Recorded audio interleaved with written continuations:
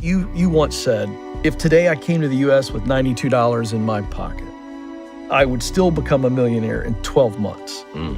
So let's put it to the test. So a lot of people watching don't know you. They don't believe that the American dream is still alive. But let's be tactical. Pay off that statement.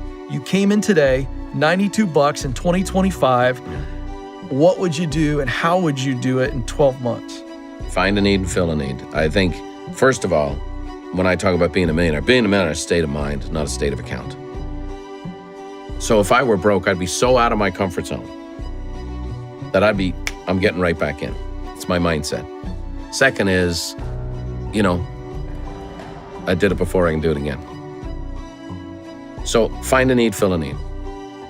The wild thing about today is the speed of the market, the speed of the marketing, and the availability of capital. Shocking. The size of the market today. I came to America in 1986. Look up video from 1986. There was some homely stuff. Ireland was a third world country. So when I came to America, I was like, wow. But there's still some homely stuff running around the place. You look at the size of the market today, how big the market is, how giant it is. Niches, for example, in this market are enormous.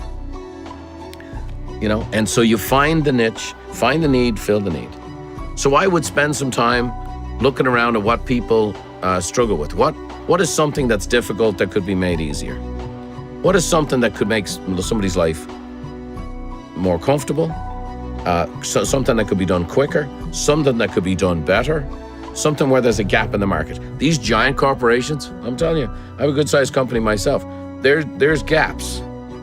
And the bigger the company, the greater the gap, okay? I told the story several times at lunch today, but it was like IBM held the rights to Microsoft, MS-DOS, and they let them walk because the CEO was like, who's ever going to have a personal computer on their desk?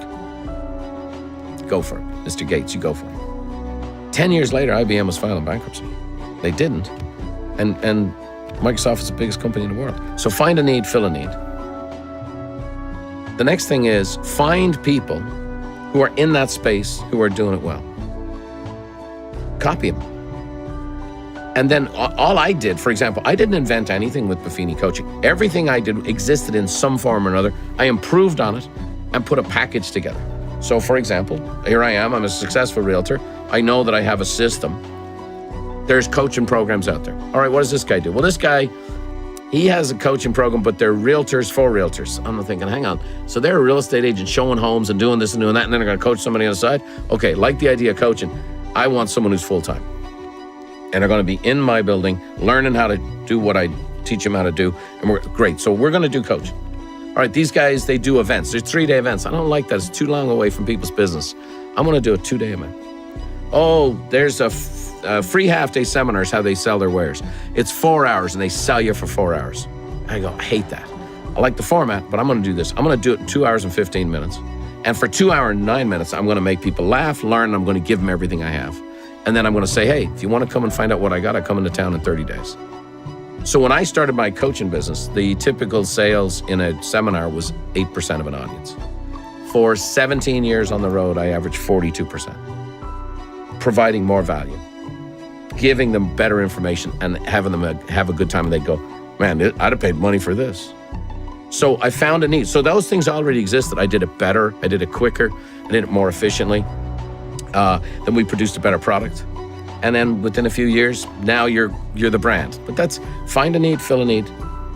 Find people who are doing it, put your own spin on it, and then do this. Yeah.